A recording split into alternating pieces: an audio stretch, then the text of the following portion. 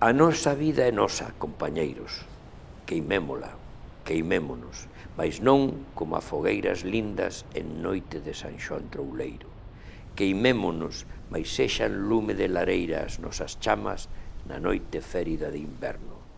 A nosa vida é nosa, compañeiros, queimémola, queimémonos, mais non sexa cinza fría a nosa esparexida polo vento. Queimémonos, mais garde calor de presenza a nosa cinza na marcha sen final do tempo.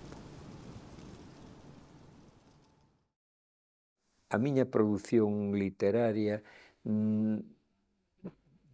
polo popular, o que representa é unha non unha autobiografía, sino unha autobiografía dun colectivo.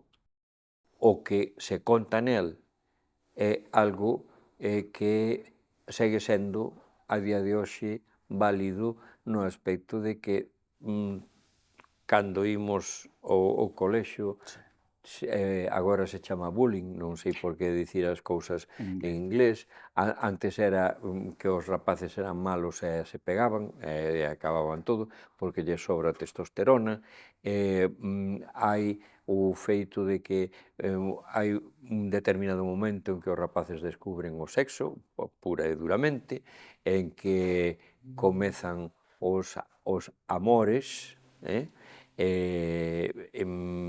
xa empezan a distinguir entre o ben e o mal claramente, ven a maldade, ven a bondade, ven o bo exemplo, ven o mal exemplo de profesores, por exemplo, que cometen barbaridades.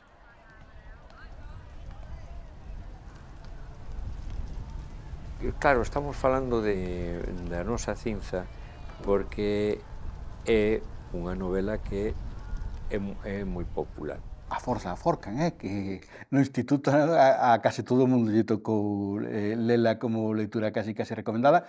Eu lembro no caso, por exemplo, do instituto que estaba eu, que eu tive a fortuna de que a min tocou menos a cinza. O meu irmão, que é dunha xeración posterior, tocoulle fábula. Tocoulle fábula, claro, que eso é o que che quería dicir. Sí, pois esas novelas son as dúas do ano 80, pero teñen unha historia moi diferente. Fábula foi concebida como unhas notas feitas a man no verán do 72 en Lisboa. Eu estaba ali, tiven como unha especie de shock ante a realidade que estaba vendo, viña de estudar en Madrid, debido quizáis a ese choque de cambio de vida, veume á cabeza apelotonadamente unha sucesión de lembranzas que ordenei escribíndoas a man. A moza que tiña eu daquela fixome o favor de pasarme a máquina, mandeilla a Ramón Piñeiro, e Ramón Piñeiro me dixo que iso nunca se podería publicar nin en Galaxia nin en Ningures porque non pasaría a censura.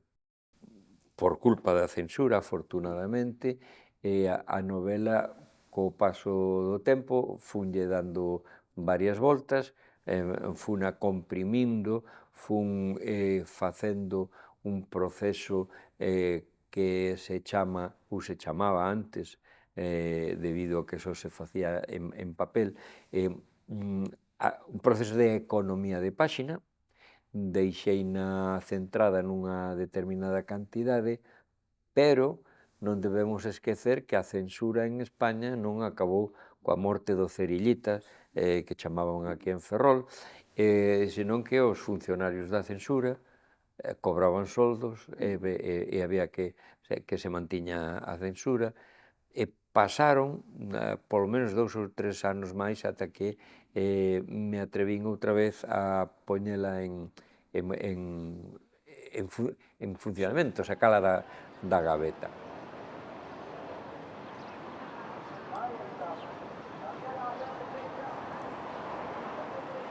Na túa obra, claro, van pasando os anos, a ver se te cortamos polo medio como se foras un carballo, empezamos a mirar os círculos, que se notaría máis na túa obra? O ano no que escribes ou o sitio por onde estabas vivindo as aventuras nese momento? As aventuras que se contan na No, as novela. aventuras que vives ti na túa vida e que afectan despois o que escribes. Xa, Porque ti isto parece como que cada cousa que vas facendo vai tendo un pouco que ver a veces pois co teu contexto vital, pois vale? tes razón, tes razón.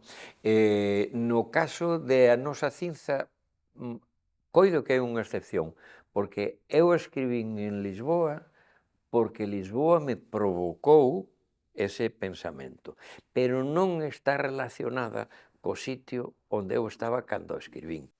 Entre Nosa cinza e Fábula, que tamén está Sí. marcado por onde eu estaba cando o escribín, hai unha novela que se chamaba inicialmente A Insua, e que despois lle cambiamos o título por Fumes de papel, que escribín en Estados Unidos pensando nun proxecto que non se levou a cabo e que hoxe estaría moi de moda polo que hai dunha papeleira que se está querendo montar á beira do Ulla.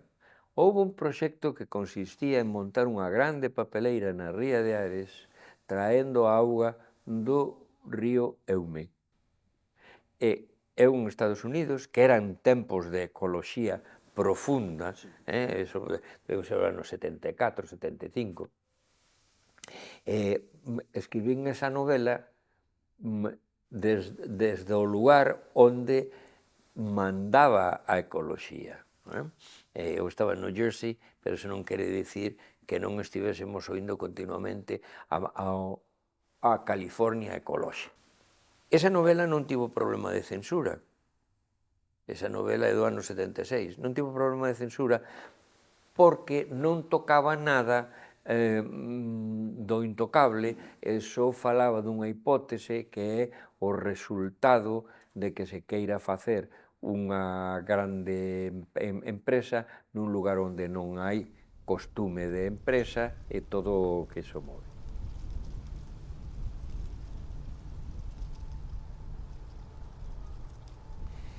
Volvendo a Nosa cinza, despois de que por fin pasou o momento da censura, aínda tivo outro momento de censura, que foi o da censura lingüística. Porque a mandei a un concurso da Universidade de Santiago e sendo, segundo me contaron membros do xurado, sendo a favorita, foi rexeitada porque alguén dixo que non estaba escrita en galego, que estaba escrita en galego bracarense. Ou sexa que houbo censura dun lado e censura do outro. O feito de que a obra se estea a transformar en texto a imaxe, no caso da banda deseñada, axuda moito para que a xente moza entenda un pouquiño ben de que vai todo iso, de velo directamente en imaxe, a transmisión de o ambiente nunha escola, como era a forma de vestir, todo ese tipo de cousas que parece que non, pero imprimen un carácter á xente que está vivindo ese momento. Vou facer unha aclaración sobre Cinza. Eu só escribo daquilo que sexa verosímil, que poidera ter acontecido.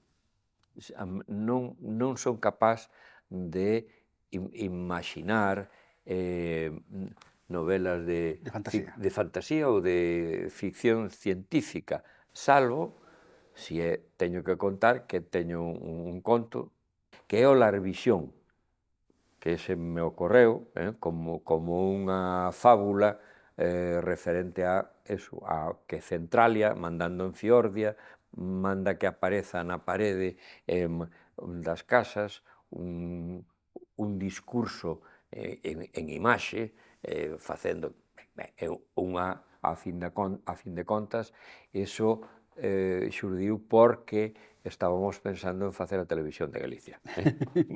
Salvo iso, eu sempre escribo cunha tendencia ao realismo total.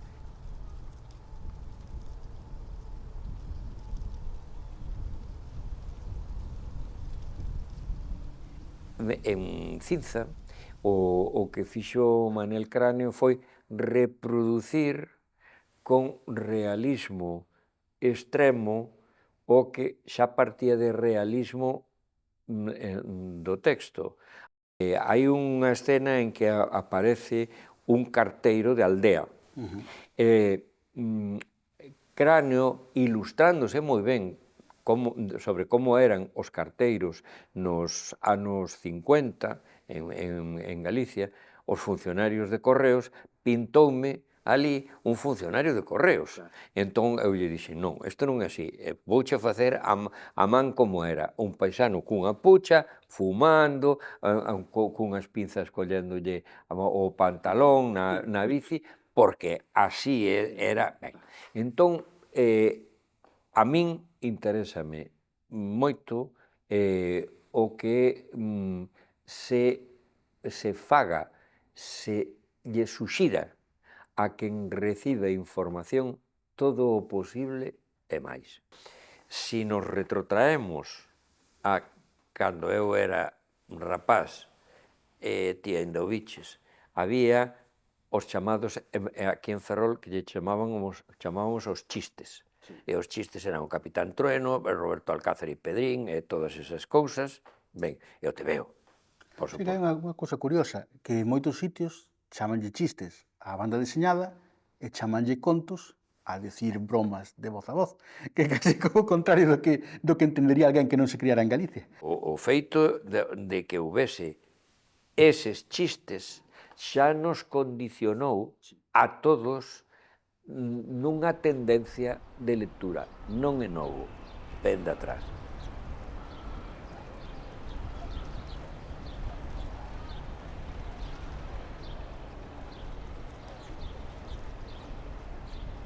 E eu son partidario de retocar os libros cantas veces faga falta.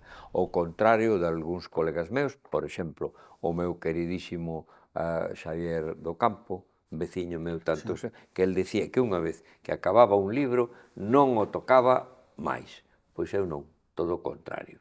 Houbo alguén que mesmo escribiu, nunha revista literaria, que como me atrevía a unha novela como Cárcere Verde, que é unha novela de aventuras tamén moi popular no seu momento, e que é novela de aventuras, é dicir, que vale para sempre como novela de aventuras, que como a retocara e como a volver a escribir.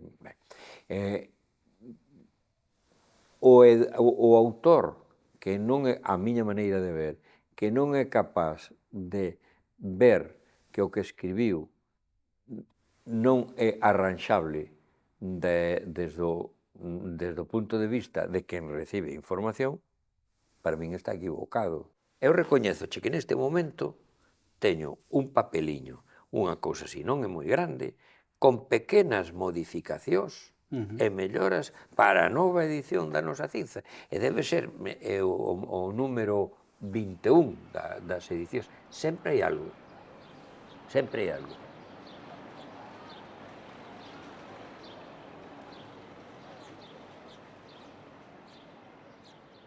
Recordo moi ben unha vez que un señor que influiu moito en min no mundo literario, que se chamaba Carlos Casares, me chamou e me dixo que tiñamos que ter unha conversa, que fose velo a Vigo. Fun a Vigo, estábamos no Esperanza, xantando ali, e eu vía que tardaba en dicirme nada, e cando xa estaba fumando un puriño el, quitou do peto un cheque. Vino, quedei asombrado, porque aquilo naquela época daba para 2 coches de luxo, case para un piso, e me dixo, isto, ten en conta que que o que importa é que sigas coa enxeñería e todo iso, porque é a única maneira de que vas ser libre nesta vida para escribir o que queiras. Con Carlos tive moita relación, intensa, nunca me censurou nada máis que unha cousa. Pediume que a cela non lle chamase o gliptodonte da Alcarria.